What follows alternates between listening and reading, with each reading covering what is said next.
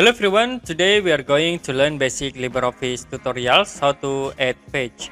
Okay, here I will create for example document. And now if you want to add page into this document, you can use manually by pressing enter button. You can click at this point and we press enter.